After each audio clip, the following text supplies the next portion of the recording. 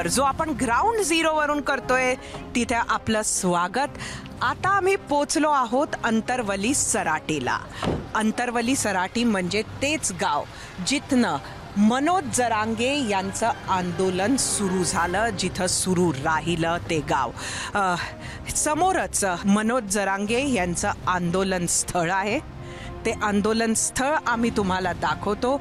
इथे संघर्ष योद्धा शिवश्री मनोज जरांगे पाटील अशा पद्धतीचं हे एक मोठं होर्डिंगही लागलेलं आहे। सातत्यानं TV स्क्रीन्सवर तुम्हाला ज्या जागेवरून मनोज जरांगे उपोषणाला बसलेले, ज्या जागेवरून नेहमी बोलताना दिसतात, तीच ही जागा अंतरवाली सराटी। आपण नुकतंच पाहिलं की OBC समाजाच्या भावना काय आहेत। अवघ्या 2-2.5 किलोमीटर अंतरावर असणाऱ्या या अंतरवाली सराटी गावात मात्र मनोज जरांगे यांना पूर्ण समर्थन आहे। मनोज जरांगे हे मात्र आत्ता दुपारच्या वेळेस शेतात सरपंचाच्या घरी बसलेले आहेत आणि आपण तिथंच त्यांना गाठायला जाऊयात।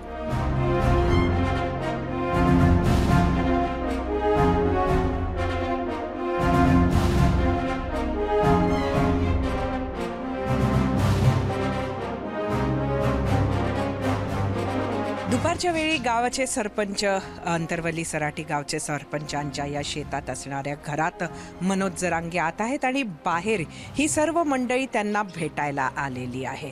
मात्र या खेपेला भेटायला आलेली मंडळी थोडी वेगळी आहे। आपण जाणून घेऊया का आली आहेत हे इथे। आपण कुठनं आलात? निवगा बाजार, तालुका हदगाव, जिल्हा नांदेड। अच्छा, नांदेडमधून आलात। काय विशेष आलात? उमेदवारी अर्ज देण्यासाठी दादांना। तुम्हाला कोणी सांगितलं? त्यांच्याशी कधी संपर्क केला? कसा केला? 2012 पासून मी मराठा क्रांती मोर्चा आणि मराठा समाजासाठी काम करतो। ज्या वेळेला अंतरावली सराटीमध्ये मी BJPचा पहिले काम करायचो, अगोदर मी तालुका अध्यक्ष होतो 2 टर्म। परंतु ज्या वेळेला अंतरावली सराटीमध्ये इथं आमच्या आया बहिणीवर जेव्हा अत्याचार झाला आणि जे खोटे गुन्हे दाखल करण्यात आले, तेव्हा कुठंतरी आमच्या मनाला वाटलं की बाबा ही गोष्ट चुकायली। मग त्यावेळेस आम्ही मराठा समाजासाठी काम करायचं ठरवलं आणि मग दादांच्या शब्दाला आम्ही पाळायचो। हिंगोली जिल्हा कळमनुरी मतदारसंघातून उमेदवारीसाठी इच्छुक, मराठा आरक्षणासाठी 3.5 महिने जेलमध्ये होतो। अजून सुद्धा तारखी चालू आहेत। 6 दिवस आमरण उपोषण केलं। म्हणजे तुमची इच्छा आहे की मनोज जरांगे पाटलांनी निवडणूक लढवावी आणि तुम्हाला उमेदवारी द्यावी? जरांगे पाटील ठरवतील तेच, बाकी नाही। आमची इच्छा नाही आहे। दादा जर म्हणतील निवडणूक लढवायची तर आम्ही तयार आहे। दादा जर म्हणतील याला पाडायचं तर आम्ही त्याला सुद्धा तयार आहे। दादा ठरवतील तेच धोरण आणि तेच धोरण। म्हणजे मनोज जरांगे पाटलांनी आपले उमेदवार निवडणुकीत द्यावे असं तुम्हाला वाटतं? हो। वडीगोद्रीमध्ये असं सांगण्यात आलं की मराठा समाज एका बाजूला आणि OBC समाज दुसऱ्या बाजूला, ही अपूर्ण ध्रुवीकरण झालेलं आहे आणि OBCचं मतदान आता फक्त OBCंना होणार असं चित्र दिसतंय। नाही, असं नाही होणार। नाही होणार। भरपूर असे आहेत की ते जरांगे पाटलांच्या सोबत आहेत, सर्व समाजातले, सर्व घटकात। नाही, बाहेर असं म्हणतात, पण मराठा OBC आमच्या इकडे काही वाद नाही। आम्ही गावगाड्यामध्ये सोबत काम करणारा हा समाज आहे। मराठा समाज जरी मोठा भाऊ असला तरी आम्ही लहान्या भावातील ज्या सर्व जाती आहेत आम्ही त्यांना सोबत घेतो, एका ताटात जेवतो। त्याच्यामुळे हे राज्यकर्त्यांनी वातावरण तयार केलंय, तसं कुठेही नाहीये। आतापर्यंत फक्त राजकीय पक्षांना OBC आणि मराठाचे भेदभाव केला, पण तुम्ही ग्राउंड लेवलला, ग्रामीण भागात जर बघितलं तर OBC आणि ओपन हे आम्ही आमने सामने खांद्याला खांदा लावून वागतो। पण त्यांनी म्हटलं की आता तर कोणी कोणाशी बोलतही नाही, इतकी परिस्थिती गंभीर आहे। तशी परिस्थिती प्रॅक्टिकली नाही ना। ग्राउंड लेवलला जर तुम्ही बघितलं तर ती आमचे भाऊबंद आहेत ना।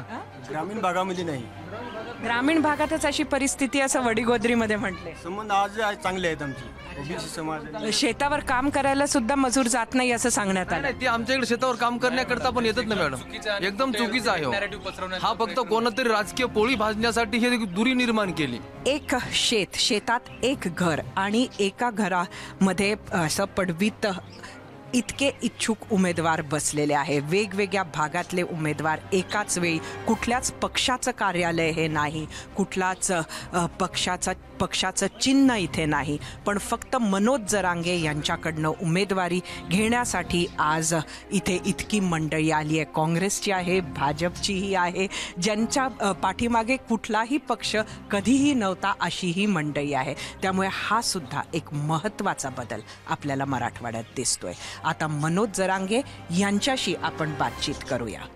आज सकाळपासून आपण बघतोय कशी मतांतर मराठवाड्यात आपल्याला बघायला मिळाली.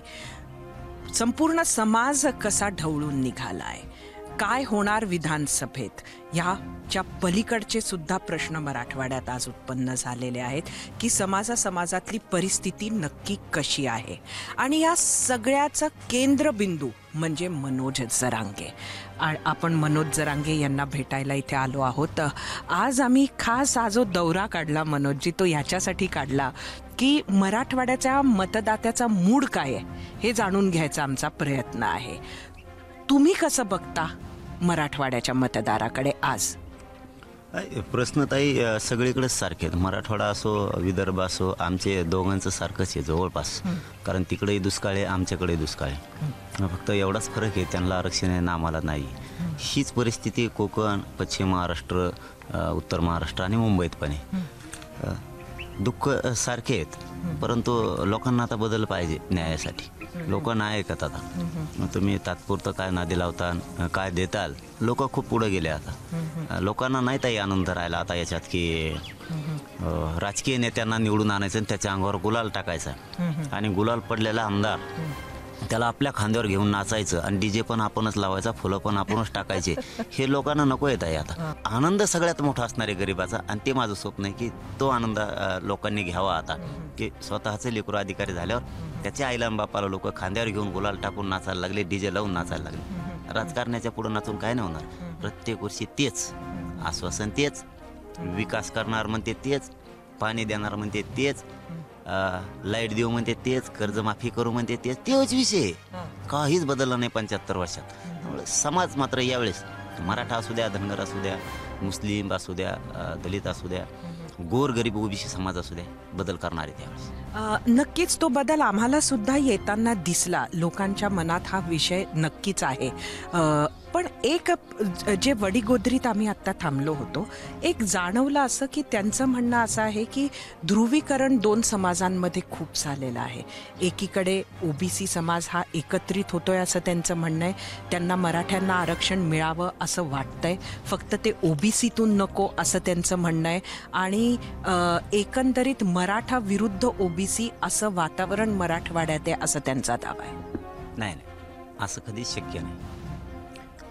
ओबीसी मराठा वाद हे असं असण्याचं कारण नाही. नसतं आतापर्यंत खूप झाला असतं. धनगर बांधवांच्या आरक्षणाला मराठ्यांमुळं कसलाही धक्का लागत नाही, ना एनटीच्या नाही व्हीजेएनटीच्या कोणाला. उलट आमचंच म्हणणं आहे की जास्तीच्या सुविधा मिळाव्यात, त्यांचे पोरं नोकऱ्यात जावं, म्हणून त्यांना जर एसटीतून आरक्षण मिळालं तर जास्तीच्या सुविधा मिळतील आणि धनगरांचे पोरं मोठे होतील. आपण जे बोलतो ना बोलताना, श्रीमंत श्रीमंत होत चालला आणि गरीब गरीब होत चालला, याला कारणीभूतच आपण आहे. योग्य वेळ आली का आपल्याला कळत नाही गरीब पुढं न्यायचं आहे का श्रीमंत पुढं न्यायचं आहे. काय होते ताई की आपल्याला ही जर मन मोडायची असेल, श्रीमंत होत चाललाय, आपण चूक करतो. मतदानाच्या दिवशी श्रीमंतालाच मतदान करतो, मोठं करतोय. तुम्ही गरीब नाही होणार तर काय होणार. ओबीसींचा आणि मराठ्यांचा कुठे एक तर जातीवाद नाही. आमचं त्यांच्याशिवाय धकत नाही ताई, आणि त्यांचंही आमच्याशिवाय धकत नाही. आम्हाला जर अडचण आली, एखाद्या दिवस अडचण, आता आम्हाला 500-700 रुपये पाहिजेत, आम्ही काय देवेंद्र फडणवीस साहेबाला जाऊन मागू शकत नाही तिथं, कारण तिथं पोलिसच मारण्याचं असते. जायचं कवा? आम्हाला एकमेकाला सुखादुखाला गरज लागते, एकमेकाच्या बांधावर लागते, याच्यात लागते. हे फक्त छगन भुजबळ भासवतोय. ना धनगरांचे नेते भासवतेत, ना ओबीसींचे दुसरे नेते भासवतेत. हे फक्त छगन भुजबळ भासवतोय की मराठवाड्यात किंवा महाराष्ट्रात ओबीसी आणि मराठवादी अजिबात नाही, अजिबात नाही, आणि कधी होणार सुद्धा नाही. कारण आम्हाला एकमेकात राहायचंय, आम्हाला एकमेकाच्या सुखात जायचं, एकमेकाच्या कधीही होणार नाही. हे फक्त छगन भुजबळ त्याच्या राजकीय स्वार्थासाठी धनगरांचे, ओबीसींचे आणि मराठ्यांचे भांडणं लावतो. हे मूळ कारण आहे, आणि त्याला त्याचा राजकीय स्वार्थ साधत. म्हणा त्याला धनगरांना एसटीतून आरक्षण दे, आहे ना ओबीसीचा नेता छगन भुजबळ, म्हणा नाही म्हणत. याचाच अर्थ कळतो की तो किती मनात विदूषक असणारा माणूस आहे. जर तुम्ही उमेदवार उभे केले तर तुमच्या उमेदवारांना ओबीसी समाजातून सुद्धा मतदान होईल असं तुम्हाला वाटतं का? का होणार नाही? कोणासाठी करतो आपण? आपण जातीवाद केलाच नाही. मी ओबीसींना एकही ताई दुखवलं नाही, ना दलितांना, ना मुस्लिमांना, ना मराठ्यांना, ना धनगरांना, ना मायक्रो ओबीसीला, ना बंजारा समाजाला, ना कायकाडी, ना राजपूत, ना लिंगायत समाजाला मी कोणालाही दुखवलेलं नाही. पण नेता सोडित नाही, कारण हे कोणाचेच नाहीत. त्यांचे 10-15 नेते असे आहेत की ते वाटोळ करायला निघालेत, आणि आमचे 10-15 आमचे काय शान आहेत असं नाही आहे. आमचे भीती आम्हाला याच्या पलीकडे जायचं आणि गोरगरिबासाठी काम करायचं. माझं सरळ म्हणणं आहे. शेतकरी म्हणतोय ना प्रत्येक वेळेस की आपलं शेतीला भाव मिळाला पाहिजे, वीज पाहिजे, कर्जमुक्ती पाहिजे, पाणी पाहिजे. मिळणारच नाही यांच्याकडून, कधीच मिळणार नाही. मग हे जर बदल करायचं असलं ना आपल्याला स्वतःला गोरगरिबाला देणारं बनवलं. तुम्हाला जाहीर सांगतो ताई, बी माझ्याच्या माध्यमातून मी कधी खोटं नाही बोलणार, परंतु सर्वसामान्य ओबीसींचे सुद्धा एवढे प्रश्न आहेत ते सुटत नाहीत. एकटा आरक्षण छगन भुजबळ खातो, सुविधा स्वतः खातो, सगळ्यांचा वापर करून प्रशासक सुद्धा त्यांनी त्याचेच बनवले. बाकीच्या छोट्या छोट्या जातीचे प्रतिनिधित्व दाखवा मला, छोट्या छोट्या जातीचं कशात बी दाखवा, प्रशासनात दाखवा, शासनात दाखवा, सरकारमध्ये दाखवा, आमदारकीत दाखवा, कशात पण दाखवा. आणि कुठं अधिकारी पण जास्त नाही. मग गरिबाचे प्रश्न आहेतच ना. आपलं म्हणणं आहे की आपण गोरगरिबाचं सत्ता बनू. एकदा विश्वास ठेवा ना, 75 वर्ष त्यांच्यावर ठेवला, कसं काय न्याय मिळत नाही मी बघतो. तुमच्याकडे उमेदवारांची अशी लाईन लागली आहे, काय कसं बघता? आणि तुम्ही अजूनही निर्णय घेतला नाही उमेदवार उतरवायचे की नाही? बाबा ते लय भयान काम येते ते उमेदवार. मी तर असं वाटतं कुंकडून पडो याच्यात ह्याला पड्यात इतके येतं मारणाचे. किती आले आतापर्यंत? 700-800 तरी आले असते. अरे बाप रे, 700-800 तरी आले असते. आणि आम्हाला असं वाटत होतं मराठवाड्यात सगळ्यात जास्त अर्ज येतील, सगळ्यात जास्त पश्चिम महाराष्ट्रातले अर्ज आमच्याकडे, सगळ्यात जास्त पश्चिम महाराष्ट्राचे. नंबर 2ला मला वाटतं मराठवाडा आहे. ते छाननी सुरू आहे आमची. आम्ही त्याच्यावर लोक बसवलेत. मला काय त्यातले जास्त जमत नाही, त्याच्यामुळे आम्ही बी लोक आणलेत. ते बुद्धिमान असणारे लोक आम्ही पण आणलेत आणि ते काम करतायत. पण मग छाननीचा निकष आपण काय ठरवून दिलेला आहे? माझाच निकष सरळ असा आहे की आपण उमेदवार जे अर्ज घेतले ते घेणं अपेक्षित होतं, असला पाहिजे, म्हणजे इच्छुक असला पाहिजे एक. दुसरा की सगळ्यात मिळून आम्ही एक देणार आहेत, जेवढी इच्छुक आहेत. जर ठरलं तर बचा विषय, बरं आम्ही पाडणार आहेत, कोबा करणार आहेत, ही आणखी पुढचा विषय. ठरलं तर एक देणार आहेत. आणि दुसरी गोष्ट, राजकीय नेते जरी आम्हाला इच्छुक म्हणून मागायला आले, सामान्य शेतकरी आले, तरी त्या मतदारसंघातल्या लोकांना विचारणार आहेत इतकी इच्छुक आहेत, यातून कोण द्यायचं. म्हणजे त्यांच्यात गैरसमज जाणार नाही. राजकीय नेत्याला देतात का, सामान्याला देतात का, एखाद्या उद्योगीला देतात का, व्यवसाय करणाऱ्याला देतात का, सामाजिक कार्यकर्ते, गैरसमज राहणार नाही. म्हणून मी ते कायम ठरवून ठेवलेलं आहे. परंतु आता 29 तारखेला आम्ही बैठक घेणार होतो, परंतु यांनी निवडणूक डिसेंबरमध्ये टाकली आहे. आणि आपण अगोदरच जर आपले पत्ते ओपन केले किंवा आपले रणनीती अगोदर सांगितले तर याला गनिमा कावा कसा म्हणायचा. त्यांनी आमच्यावर गनिमा कावा टाकला होता. आम्ही लय नशिबाने येत आहे. हेच देवेंद्र फडणवीस साहेबांनी जर 29 तारीख झाल्यावर जर केलं असतं, मग मला लय कसरत करावं लागली असती. म्हणजे 29 तारखेला आम्ही घोषणा केली लढायची किंवा पाडायची काय असेल तर 4 महिन्यात त्यांना त्याच्यावर प्रक्रिया करता आली असती. आणि त्यांना प्रक्रिया करता आली असती तर मला खूप कसरत करावं लागली असती. पण आम्ही एवढे नशिबाने आहेत की 29च्या बैठकीच्या घोषणेच्या आधीच देवेंद्र फडणवीस साहेबांनी सांगितलं की डिसेंबरच्या नंतर निवडणुका होणार आहे. आणि मग आम्ही सावध झालो की 29ला बैठकच नाही घ्यायची. यांना कळून देत नाही आपलं काढावे. उमेदवार जेव्हा एवढे 700-800 तुमच्याकडे येत आहे आणि ते सगळेजण तुम्ही म्हणाल त्या धोरणावर चालायला तयार आहेत, तुमचं उद्देश पूर्ण करायला तयार आहे, मग तुम्ही निवडणूक लढवायची की नाही हा निर्णय राखून का ठेवताय? काय राहतं ताई, शेवटी समाजाला विश्वासात घ्यायला लागतं. जो मालक हे तो गुलाल टाकणारा ती इथं तुम्हाला मला काय किंमत नाही, कारण ही लोकशाही. शेवटी सामान्याला एकदा विश्वासात घेतलं आणि त्यांना विचारलं ते होतं. 29ला आम्हाला विचारायचं होतं ना, पण ती काय आहे, निवडणुकीचे संकेत वेगळे आणि आंदोलनाचे दिशा वेगळी. याच्यात संकेत पाळायला लागते, ते उघड करायला नाही लागत. मग जर आपण 4 महिने निवडणूक आणि आपण जर 29ला निर्णय घेतला तर आपली फसगत होऊ शकते.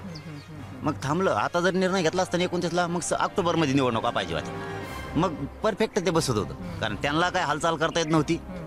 त्यांना आमचे उमेदवार बघून द्यायचे होते, हे कोणचे देतात मग त्याला द्यायचा तसा, किंवा त्यांचे कोण कोण आमच्याकडे येतं, कारण त्यांचं गाबाळ आलं आमच्याकडे. मीडिया गेल्याच्या नंतर सुद्धा लई येतात, तोवर ते तिकडंच वाट बघत आहेत, कौशिक मीडिया हलती, कौशिक मीडिया इथून हलती, असे सुद्धा आहेत. आम आदमी पक्ष आपण सगळ्यांनी पाहिला. आम आदमी पक्ष आपल्याला खरं तर 13-14च्या वेळेला माहिती सुद्धा नव्हता, पण निवडणुकीमध्ये त्यांनी दिल्लीत सत्ता आणण्यात ते यशस्वी झाले. एकदा नाही, दोनदा नाही, 3दा त्यांनी सत्ता आणली आणि कुठंच राजकीय पार्श्वभूमी नव्हती. अशाच एका आंदोलनाच्या माध्यमातून ती मंडळी आली होती. तसंच थेट आपण सुद्धा त्याच पद्धतीनं निवडणुकीत उतरणार असं का म्हणत नाही? आपल्याला यश मिळेल ह्याचा कॉन्फिडन्स वाटत नाही का? त्यांचा ताई अजेंडाच राजकीय होता, राजकारणाकडेच जायचं. माझा अजेंडा राजकारणाकडे जायचा नाही. सामाजिक परिवर्तन करायचं, जे आपण गरिबी म्हणलं मोगा, त्या गरिबीतून लोकांना वर काढायचं. माझा राजकीय अजेंडा नाहीच आहे, मला त्याच्यात जायचंच नाही. पण पर्याय नाही, पर्याय नाही. मी काय करू? जर सरकारला 12 महिने झाला आम्ही आरक्षण मागतोय, तुम्ही देत नाहीये, तर मग देणारं केंद्र ही सत्ता आहे. ना विलाजाना तिथं जायचं. म्हणून आम्ही ते जसं म्हणले तसं निर्णयाला राजकीय आम्ही असतो तर डायरेक्ट निर्णय घेतला असता, जे होईल ते होईल. पण मनोजजी, तुम्ही स्वतः म्हणजे नेता जर निवडणुकीत उतरला नाही तर किती शिलेदार उतरवले त्याचा फायदा होत नाही. त्यामुळे तुम्ही स्वतः निवडणूक लढणार का? नाही, मी स्वतः नाही जाणार. परंतु आणखीनही आम्ही वाट बघतोय की आम्हाला राजकारणाकडे नाही जायचं. आमचं आरक्षण असलेल्या आपल्या ज्या मागण्या आहेत 8-9 त्या देऊन टाका. पण मग पर्याय नाही म्हणून तिथं जावं लागेल. आणि जसं ते बंधू म्हणले तसं की मग तुम्हाला चित्र दिसल. एकदा का त्याच्यात पाय ठेवला ना मग चित्र दिसल. कशाला म्हणते पश्चाताप, हे मात्र पाय ठेवल्यावर सांगतो. तुम्हाला आता महाविकास आघाडी आणि महायुती या दोन्हीकडनं संपर्क होत असेलच कोणा ना कोणाकडनं. तुमचा कल जास्त कुठल्या पक्षाकडे? कारण पाडायचं म्हटलं तर तुम्हाला ठरवावं लागणार की कोणाला पाडणार. नाही, यावेळेस आणि पाठीमागच्या वेळेस सूत्रच वेगळे वेगळे राहणार आहे. पाडायचं ठरलं तरी समाजाला विचारणार आहे यावेळेस कोण कोण पाडायचे, काय काय करायचे. आणि म्हणजे पक्ष पाडणार की उमेदवार पाडणार? उमेदवार पाडणार आम्ही. हे समाजाला विचारून ठरवणार आम्ही. कारण हे आरक्षण ताई देतच नाहीत. आता असं सिद्ध होत आले जवळपास. त्यांना पण तुम्हाला खूप विश्वास होता एकनाथ शिंदेवर. काय करते ते 3 जण मिळत लागून द्यायनात. नुसते हा म्हणते देतो म्हणते. इतके 1 वर्ष लागत नाही. आता 29ला 1 वर्ष होणे आंदोलनाला. आणि लाखांना लोक हे आंदोलन टिकून धरतात. एवढी सोपी गोष्ट नाहीये. कारण भारत देशातलं खूप मोठं आंदोलन झालंय हे की तेवढा स्टॅम्प आहे, तितक्यात लाखात लोक आहेत आजही. आणि 1 वर्ष चालवणं सोपं नाही. पण तिकडे पवार साहेब आणि उद्धव ठाकरे सुद्धा ह्या बाबतीमध्ये म्हणजे तसं केंद्राला सातत्यानं सकाळ दुपार संध्याकाळ काही ना काहीतरी बोलत असतात. पण या बाबतीत केंद्रात त्यांना केंद्राच्या कोर्टात बॉल टाकून दिला. केंद्र जे करेल ते मान्य असं म्हटलंय. त्याकडे कसं बघता? मराठीचं वाटोळं झालं पाहिजे ना, लवकर वाटोळं झालं पाहिजे. ही भूमिका यांची सगळ्याच पक्षाची, नुसती हेच नाहीत. लवकर वाटोळं झालं पाहिजे. आता आम्हाला केंद्रात आमचा आरक्षणाचा काही प्रश्नच नाही. आमचं आरक्षण ओबीसीमध्ये नोंदी सापडल्यात कुणबीत. केंद्रात काय आमचं 10% आरक्षणाचा विषय केंद्रात ते आम्हाला नकोच आहे ना. आम्ही नकोच म्हणतोय. ते तुम्ही ते दिलं म्हणून आमचं EWS गेलं. म्हणजे आमचं दुहेरी वाटोळं केलंय तुम्ही. त्यामुळे ती मागणीच नाही आमची ओबीसीतून मागणी. आणि त्याच्यावर ते बोलत नाहीत म्हणून तर यांना मागतो ना आम्ही. ते बोलत नाहीत म्हणून तुम्ही द्या. हे सारखेच एकाच माळीचे म्हणे धीराजच्या एकमेकाला फोन लावतात वाटतं, सांगतात काय करायचं सांगा. आता हे सारखा निर्णय घेतात दोघं पण. त्यामुळे त्यांनी धनगराचं पण असंच वाटोळं केलेलं आहे. असंच करून ते काही समाजाच्या तर 3 जाती आहेत, एकच जात असून ते विदर्भात ST म्हणून येत, SC म्हणून येत. उत्तर उत्तर महाराष्ट्रात खानदेशात ते SC म्हणून येत आणि मराठवाड्यात OBC आहेत. आणि जाती एकच आहे. तीच महादेव कोळीची परिस्थिती तीच इथल्या मराठवाड्यातल्या आणि महाराष्ट्रातल्या आदिवासीची सुद्धा तीच परिस्थिती, राजपुताची तीच परिस्थिती. सत्य परिस्थिती आहे की सगळा खेळ पांगून ठेवला यांनी. मी तुम्हाला आता तुम्ही इतकं 1 वर्ष या वेगवेगळ्या नेत्यांना त्यांच्या धोरणांकडे पाहताय. एकेका वाक्यात मी एक नाव घेते तुम्हाला त्यांच्याबद्दल. तुम्ही त्यांना कसं डिस्क्राईब कराल एका वाक्यात ते सांगा. छगन भुजबळ. प्रचंड द्वेष असणारा, मराठा बी आणि OBC साठी. देवेंद्र फडणवीस. हे सगळे एकाच माळीचे म्हणी. सगळे एकनाथ शिंदे. एकाच माळीचे म्हणी सगळेच. तुम्ही जेवढे नाव घेता त्यांना हेच सगळे सारखे. शरद पवार. एका माळीच्या म्हणी आहेत ते तर त्यांच्या उची पुढं. उद्धव ठाकरे.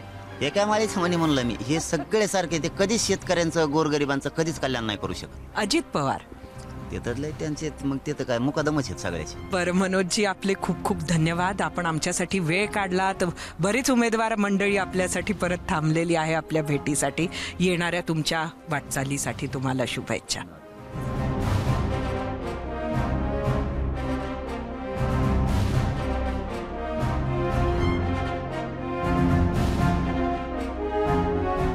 विधानसभेचं वारं वाहू लागलेलं आहे. मराठवाडा हा खरं तर केंद्रस्थानी आलेला आहे, कारण मराठवाड्यातून ठरणार का उमेदवार पाडायचे की उमेदवार उभं करायचे, हा प्रश्न मराठवाड्याच्या मतदारांसमोर खरंच आहे का?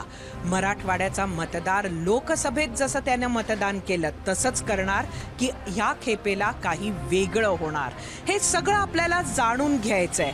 आणि म्हणूनच आपण आजच्या 0 आवरमध्ये थांबतो आहोत. मात्र परत भेटूया उद्या मूड मराठवाड्याचा.